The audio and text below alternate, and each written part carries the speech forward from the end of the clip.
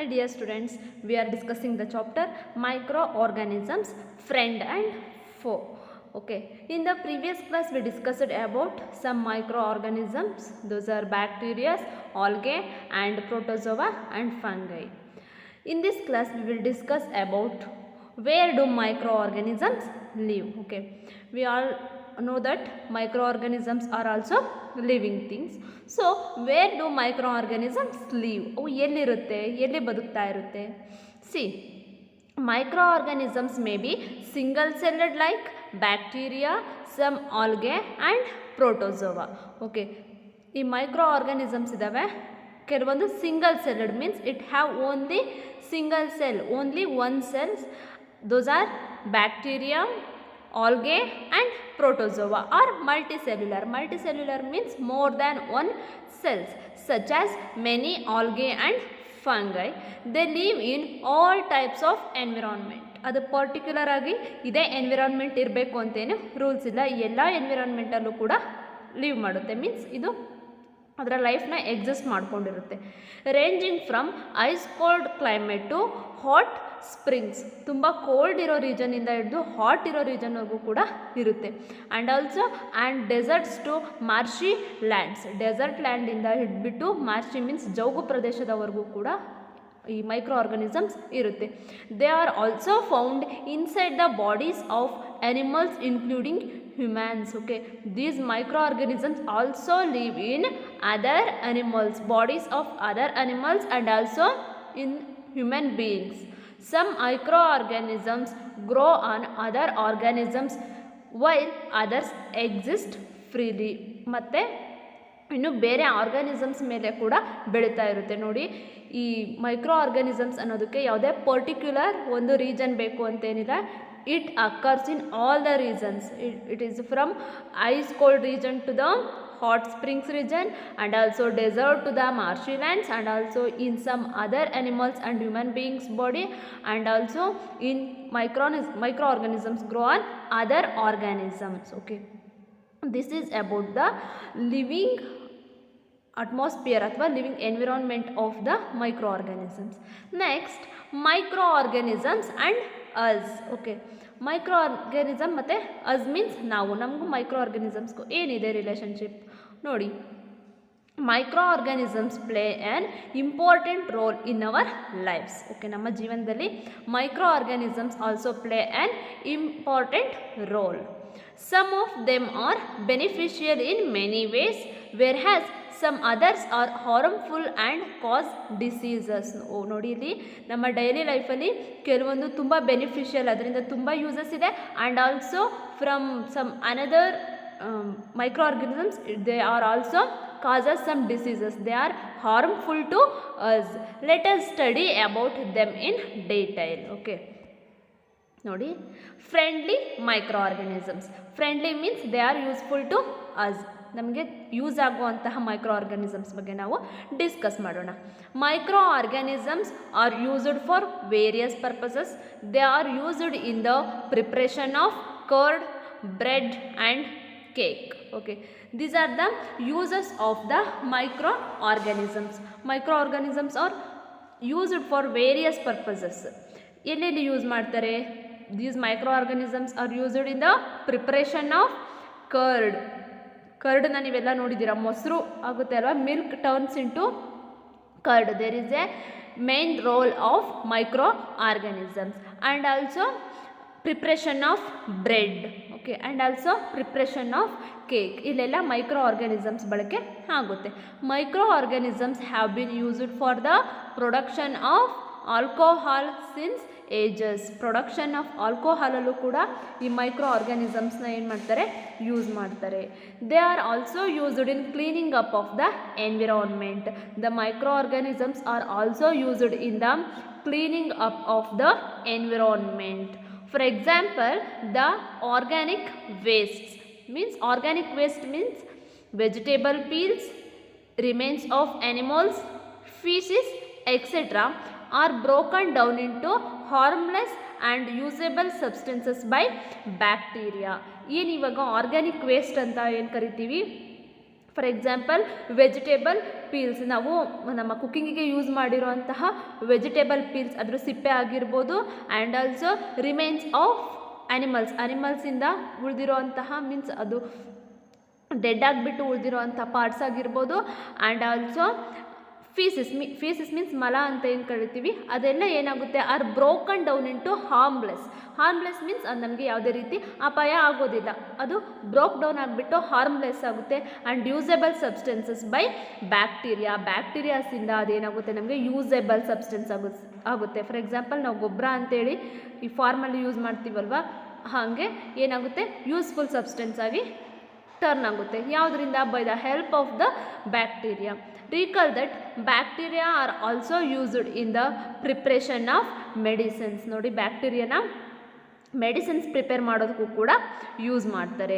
In agriculture they are used to increase soil fertility by fixing nitrogen. Okay, ನಿಮ್ಗೆಲ್ರಿಗೂ ಗೊತ್ತಿದೆ bacterias ಏನು ಮಾಡುತ್ತೆ, the bacterias present in the soil they convert the atmospheric nitrogen into useful nitrogen.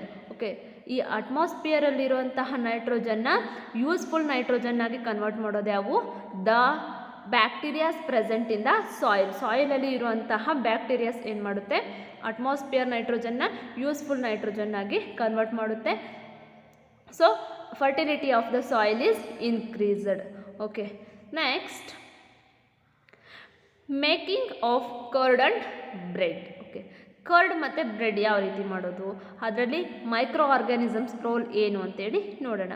You have learned in class 7th that milk is turned into curd by bacteria. ನಿಮ್ಮ 7th ಸ್ಟ್ಯಾಂಡರ್ಡಲ್ಲಿ ಇರೋ ರೀತಿ milk is turned into curd by ಬ್ಯಾಕ್ಟೀರಿಯಾದ ಹೆಲ್ಪಿಂದ ಏನಾಗುತ್ತೆ, milk ಇದ್ದದ್ದು curd ಆಗಿ convert ಆಗುತ್ತೆ.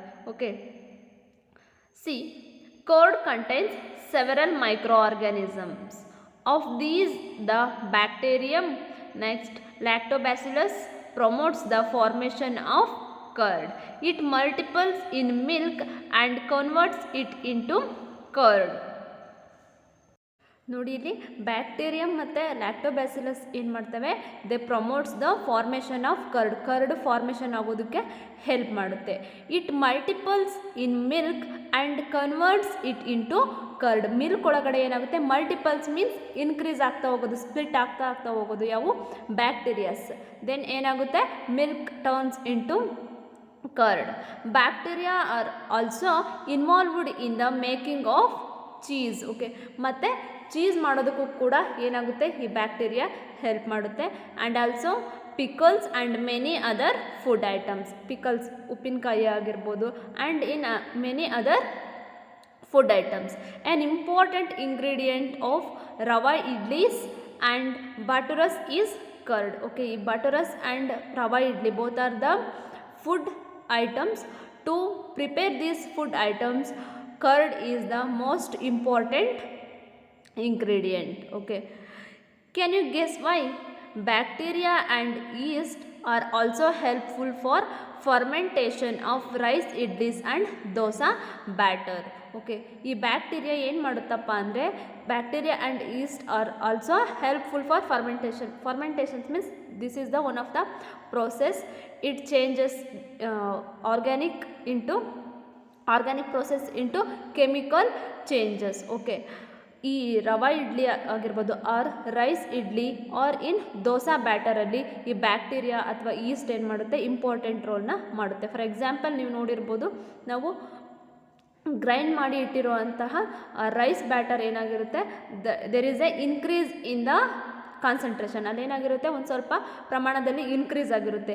ಸೊ ಅಲ್ಲಿ ಯಾಕಾಗಿರುತ್ತೆ, there is a role of bacteria and also yeast. Okay, ನೋಡಿ ಇಲ್ಲಿ activity 2.3.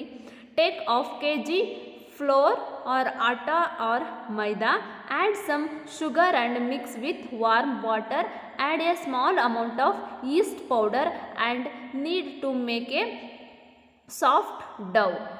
What do you observe after 2 hours? Did you find the dough rising? ನೋಡಿ ಇಲ್ಲಿ ಏನು ಮಾಡಬೇಕು, ಫಾರ್ ಎಕ್ಸಾಂಪಲ್ ಒಂದು ಆಟ ಮೀನ್ಸ್ ಯಾವುದಾದ್ರೂ ಹಿಟ್ಟು ತಗೋಬೇಕು ಮೀನ್ಸ್ ಮೈದಾ ಆಗಿರ್ಬೋದು. ಆ್ಯಡ್ ಸಮ್ ಶುಗರ್, ಸ್ವಲ್ಪ ಶುಗರ್ ಆ್ಯಡ್ ಮಾಡಿ and mix with warm water. Warm means ಒಂದು ಸ್ವಲ್ಪ ಬೆಚ್ಚಗಿರುವಂಥ water. Add a small amount of yeast powder. ಮಾರ್ಕೆಟಲ್ಲಿ ಈಸ್ಟ್ ಪೌಡರ್ ಅಂತ ಸಿಗುತ್ತೆ, ಅದನ್ನು ಏನು ಮಾಡಬೇಕು, ಆ್ಯಡ್ ಮಾಡಬೇಕು. ಏನು ಮಾಡಬೇಕು, ಚೆನ್ನಾಗಿ ಅದನ್ನು ಕಲಿಸ್ಬಿಟ್ಟು ನೋಡಬೇಕು. After some time is there in the rising in the atta or dough, ಅದೇನಾದರೂ ಇನ್ಕ್ರೀಸ್ ಆಗಿದೆಯಾ ಕಾನ್ಸಂಟ್ರೇಷನಲ್ಲಿ ಅಂತ ನೋಡಬೇಕು. ಎಸ್, ನೋಡಿ ನೀವು ಫಿಗರ್ನ ಅಬ್ಸರ್ವ್ ಮಾಡಿ. ಮೈದಾ ವಿತ್ ಈಸ್ಟ್ ಪೌಡರ್ ಜೊತೆ ನಾವು ಅದನ್ನು ಚೆನ್ನಾಗಿ ಇಟ್ಟಾಗ ಏನಾಗುತ್ತೆ, there is a rise in the concentration of atta. ನೋಡಿ, yeast reproduces rapidly and produces carbon dioxide during respiration. ನೋಡಿ, ಈಸ್ಟ್ ರೀಪ್ರೊಡ್ಯೂಸಸ್ ರ್ಯಾಪಿಡ್ಲಿ ಅಂದರೆ ಮೀನ್ಸ್ ಕಂಟಿನ್ಯೂಸ್ ಆಗಿ ಏನು ಮಾಡ್ತಾ ಇರುತ್ತೆ, it reproduce and produces carbon dioxide during respiration. ಯಾವಾಗ ರೆಸ್ಪಿರೇಷನ್ ಆಗುವಂತಹ ಟೈಮಲ್ಲಿ ಈಸ್ಟ್ ಏನು ಮಾಡುತ್ತೆ, it release the carbon dioxide. Bubbles of the gas fill the dough and increase its volume. ಅಲ್ಲಿ ಏನಾಗಿರುತ್ತೆ, ನಾವು ಕಲಸಿಟ್ಟಿರುವಂತಹ ಹಿಟ್ಟೊಳಗಡೆ ಏರ್ ಗ್ಯಾಪ್ ಕ್ರಿಯೇಟ್ ಆಗಿರುತ್ತೆ, ಅದರೊಳಗಡೆ ಏರ್ ತುಂಬಿಕೊಂಡು ಏನಾಗುತ್ತೆ, ನಮಗೆ ಆ ಕಾನ್ಸಂಟ್ರೇಷನ್ ಜಾಸ್ತಿ ಆಗಿದೆ ಅಥವಾ ಲೆವೆಲ್ ಆಫ್ ಆಟ ಜಾಸ್ತಿ ಆಗಿದೆ ಅಂತೇಳಿ ನಮಗೆ ಕಾಣಿಸುತ್ತೆ, ಅಥವಾ ವಾಲ್ಯೂಮ್ ಜಾಸ್ತಿ ಆಗಿದೆ ಅಂತ ಗೊತ್ತಾಗುತ್ತೆ. This is the basis of the use of East in the baking industry for making breads and pastries and cakes. ನೋಡಿ, ಈ ಈಸ್ಟಿಂದ ಏನಾಗುತ್ತೆ, ನಾವು ಬ್ರೆಡ್ ಪ್ರಿಪೇರ್ ಮಾಡೋಕ್ಕೋಗಿರ್ಬೋದು ಅಥವಾ ಪೇಸ್ಟ್ರೀಸ್ ಆರ್ ಕೇಕ್ಸ್ನ ಪ್ರಿಪೇರ್ ಮಾಡೋದು ಈಸ್ಟಿಂದ ತುಂಬ ಹೆಲ್ಪ್ ಆಗುತ್ತೆ. Because it produce the carbon dioxide during the respiration. Okay, this is all about the micro organisms uses. Okay, ನಿಮಗೆ ಅರ್ಥ ಆಗಿದೆ ಅಂತೇಳಿ ಅಂದ್ಕೊಳ್ತೀನಿ. ಇದನ್ನು ನೀಟಾಗಿ ಓದ್ಕೊಳ್ಳಿ, ಏನೇನು ಯೂಸಸ್ ಇದೆ ಅಂತೇಳಿ. ಸೊ ಜಸ್ಟ್ ಹಂಗೇ ನೋಟ್ ಮಾಡಿ, ನಾನು ಮಾಡಿರುವಂತಹ ಕ್ಲಾಸ್ ನೀಟಾಗಿ ಅಬ್ಸರ್ವ್ ಮಾಡಿಬಿಟ್ಟು what are the uses of microorganisms ನೀವೇ ನೋಟ್ ಮಾಡಬೇಕು. So what are the uses of microorganisms ಇದನ್ನು ಬರೆದ್ಬಿಟ್ಟು ಫೋಟೋ ತೆಗೆದು ವಾಟ್ಸಪ್ ಮಾಡಿ. Thank you.